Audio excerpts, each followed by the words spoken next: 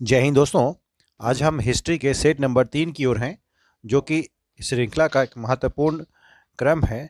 और उम्मीद करता हूं कि आपको पहले दोनों सीरीज बहुत ही पसंद आए होंगे, जो कि आने वाले केंद्रीय विद्यालय, जवाहर नवोदय विद्यालय और भी प्रतियोगिता परीक्षा जिसमें हिस्ट्री और साथ में जो टीजीटी सोशल साइंस हैं उनके लिए बहुत ही उपयोगी साबित होने वाला है। चलते हैं इसी क्रम में प्रश्न संख्या 1 की ओर। सिंधु संस्कृति से संबंधित स्थल मांडा किस नदी के किनारे स्थित है? इसका सही आंसर होगा चिनाब नदी, ऑप्शन नंबर डी, जो कि सही है। प्रश्न संख्या 2 की ओर है। आपसे रिक्वेस्ट है कि इन सीरीज को आप निश्चित रूप से 1-2 बार रिपीटेडली देखें, ताकि आपके मन मस्तिष्क में सारी आंसर और जिनके तथ्य जो हैं वो बखूबी छप जाए।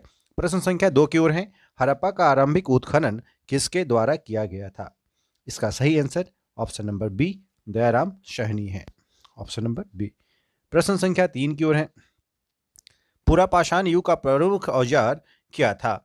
इसका सही आंसर हस्त कुठार होगा, ऑप्शन नंबर ए, जो कि सही है। प्रश्न संख्या 4 की ओर है। परिष्कृत औजारों का युग माना जाता है, ऑप्शन में जो है निम्न पाषाण, पुरापाषाण युग, उच्च पुरापाषाण युग, नवपाषाण युग, मध्य पाषाण। इसका सही आंसर मध्य पाषाण युग होगा, ऑप्शन नंबर डी, जो कि सही है। प्रश्न संख्या 5 की ओर है। सैंधव सभ्यता का कौन सा स्थल समुद्र व्यापार का मुख्य केंद्र माना जाता था? इसका सही आंसर लोथल होगा, ऑप्शन नंबर डी। प्रश्न संख्या 6 की ओर है। प्रश्न संख्या 6। ऋग्वेद में कौन से वैदिक देवता सहस्त्र वाले भवन में निवास करते हुए वर्णित हैं? इसका सही आंसर इंद्र व अग्नि होगा, ऑप्शन नंबर ए, जो कि सही है। प्रश्न संख्या 7 की ओर है। भारत में आगमन के बाद आर्यों ने सर्वप्रथम अपना निवास स्थान कहाँ बनाया? इसका सही आंसर सप्त सैंधव क्षेत्र, ऑप्शन नंबर डी, सही होगा। प्रश्न संख्या 8 की ओर है। यजुर्वेद के मंत्रों से देवताओं का आवाहन करने वाले को क्या कहा जाता था?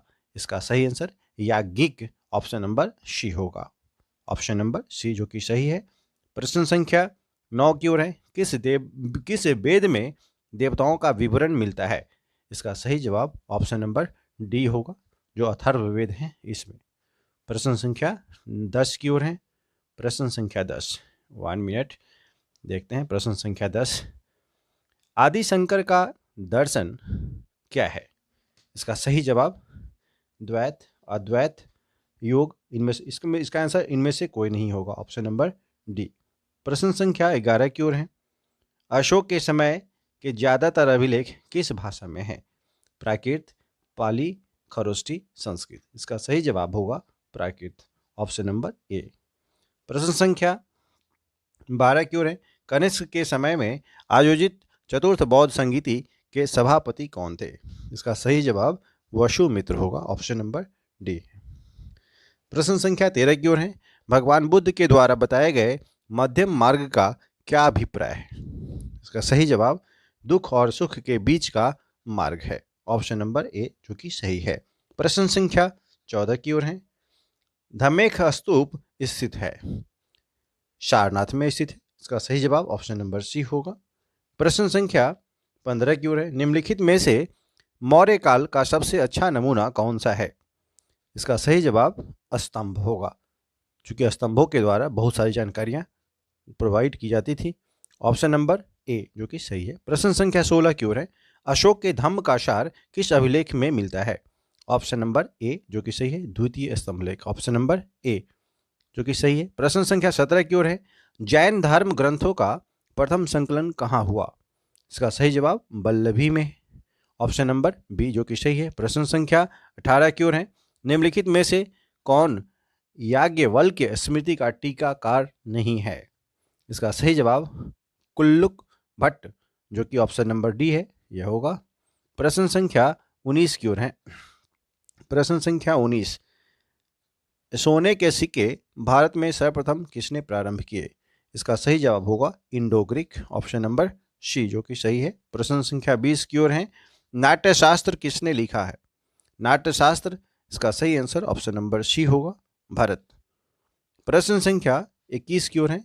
किस युग को भारतीय इतिहास में क्लासिकल युग कहा जाता है? प्रश्न संख्या 21 का सही आंसर गुप्त युग होगा, ऑप्शन नंबर सी। प्रश्न संख्या 22 की ओर है। सांख्य दर्शन के प्रणेता थे, कौन थे? इसका सही जवाब कपिल होगा, ऑप्शन डी महर्षि कपिल। प्रश्न संख्या 23 की ओर है। वत्स जनपद की राजधानी कहाँ थी? इसका सही जवाब कौशाम्बी होगा, ऑप्शन नंबर डी। प्रश्न संख्या 24 की ओर।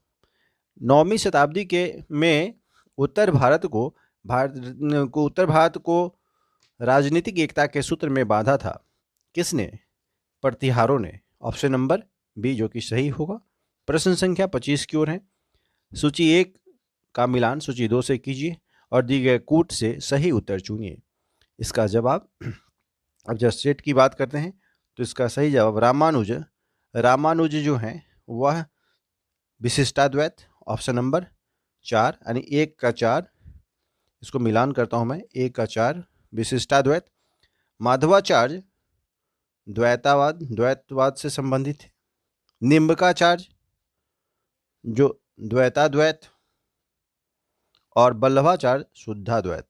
इस तरह से 4 3 2 1 जो कि ऑप्शन ए में है वो आपका सही होगा, option number A is the right one. प्रश्न संख्या 26 की ओर है। सूची 1 का मिलान सूची 2 से करें, यह भी इसी तरह से है। अब आप सूची 1 को मिलान करना है।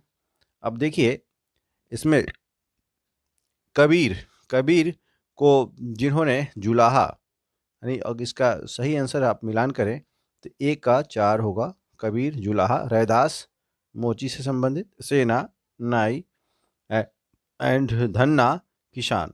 4 3 2 1 किस ऑप्शन में है? तो ऑप्शन नंबर बी में दिख रहा है, option number B is the right one. प्रश्न संख्या 27 की ओर है। ऐतिहासिक युग के प्रारंभ में हमें तमिलों की जानकारी के क्या स्रोत उपलब्ध हैं? संगम साहित्य के द्वारा तमिल जानकारी प्राप्त होती है। प्रश्न संख्या सी। प्रश्न संख्या 28 की ओर है।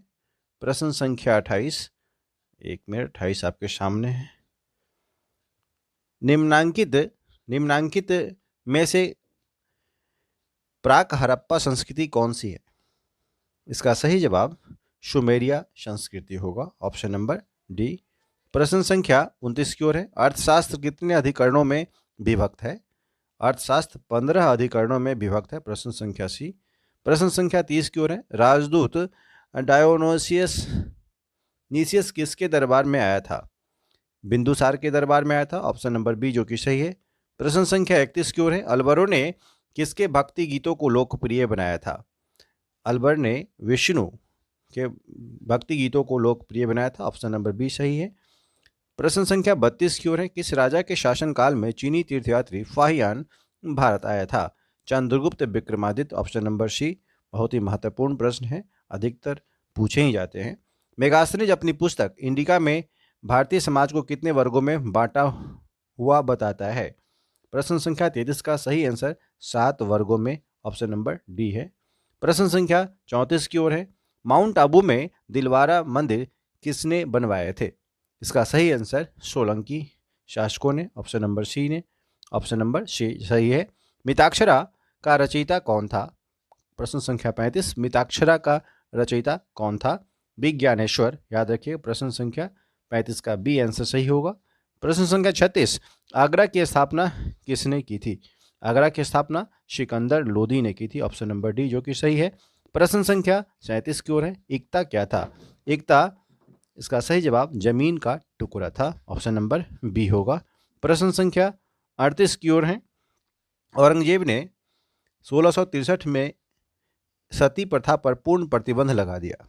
इसके पूर्व किस मुगल शासक ने सती प्रथा को बंद करने का प्रयास किया? इसका सही जवाब अकबर होगा, ऑप्शन नंबर बी। प्रश्न संख्या 39 की ओर है। चोल प्रशासन में उदयकोट्टम नामक अधिकारी का क्या कार्य था? इसका सही जवाब, अब देखिए, राजा के आदेशों को लिखना, ग्राम सभा की बैठकों का आयोजन करना, कर वसूलना, इनमें से कोई नहीं, ऑप्शन नंबर डी जो कि सही है। प्रश्न संख्या 40 की ओर है।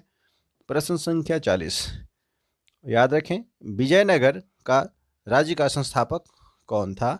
हरिहर और बुक्का, ऑप्शन नंबर डी जो कि सही है। प्रश्न संख्या 41 की ओर है। तोलकाप्पियम की विषय वस्तु क्या है? तोलकाप्पियम की विषय वस्तु हरिहर एवं बुक्का। प्रश्न संख्या 41, इसका सही आंसर कप्पियम की विषय वस्तु क्या है? हरिहर और बुक्का। Option number D. प्रश्न संख्या 42 की ओर है। सूची 1 को सूची 2 से मिलान कीजिए। अब याद रख लेना है, सासाराम में मकबरा शेरशाह के द्वारा। ऑप्शन नंबर ए का शेरशाह, फतेहपुर सिकरी अकबर, एंड जामा मस्जिद शाहजहां, और Char Minar Mohammad Quli Qutub Shah. Option number A होगा, चूंकि 4 3 2 1 ऑप्शन नंबर ए में सही है। Option number A is the right one. प्रश्न संख्या 43 की ओर है। मध्यकाल में कश्मीर का सबसे महान सुल्तान कौन था, जिसे बुद्ध शाह की भी पुकारा जाता था? इसका सही जवाब जैनुल आबदीन था। Option number B. प्रश्न संख्या 44 की ओर है। भूमि पैमाइश के संदर्भ में भिओली का क्या अर्थ है? भिओली का अर्थ प्रति इकाई क्षेत्रफल के आधार पर उत्पादित फसल का एक अनुपात निश्चित करना ही भिओली कहलाता था। ऑप्शन नंबर बी जो कि सही है। प्रश्न संख्या 45 की ओर है। मंसूर और माधव किसके दरबार में मुख्य चित्रकार थे? इसका सही जवाब ऑप्शन नंबर बी जहांगीर होगा। प्रश्न संख्या 46 की ओर है। दिल्ली सल्तनत का प्रथम वैधानिक सुल्तान कौन था? सही जवाब इल्तुतमिश होगा। ऑप्शन नंबर बी जो कि सही है। प्रश्न संख्या 47 की ओर। गुप्त वंश का प्रथम शासक किसे माना जाता है? गुप्त वंश का प्रथम शासक चंद्रगुप्त प्रथम को माना जाता है। ऑप्शन नंबर ए जो कि सही है। प्रश्न संख्या 48 की ओर है। अकबर द्वारा कौन सा निम्नलिखित सैनिकों में से कौन सर्वाधिक वेतन भोगी होता था, यानी किसे अधिक तनख्वाह मिलता था? ऑप्शन नंबर डी जो कि सही है, Sheesh Mahal. Option number Sheesh Mahal C D. Option number D is right one. प्रश्न संख्या 49 की ओर है। मुगल सेना के निम्नलिखित सैनिकों में से कौन सर्वाधिक वेतन भोगी होता था? इसका सही जवाब अहदी होगा। ऑप्शन नंबर ए जो कि सही है। प्रश्न संख्या 50 की ओर है। प्रश्न संख्या 50 जो इस श्रृंखला का अंतिम प्रश्न है। तानसेन ने निम्नलिखित में से किस संगीत शैली या वाद्य यंत्र का आविष्कार किया था? इसका सही जवाब मियाकितोरी राग यानी नहीं, रुद्रवीणा नहीं, दरबारी कन्हारा राग नहीं, इनमें से सभी ये सभी यानी इन सभी याद रखिएगा। पूछा क्या है, तानसेन ने निम्नलिखित में से किस संगीत शैली या वाद्य यंत्र का आविष्कार किया था? तो उन्होंने इन सभी का आविष्कार किया, इनमें से ये सभी, यानी option number D is the right one. Option D सही होगा। उम्मीद करता हूँ इन 50 प्रश्नों की श्रृंखला आपको निश्चित रूप से पसंद आएगी। धन्यवाद।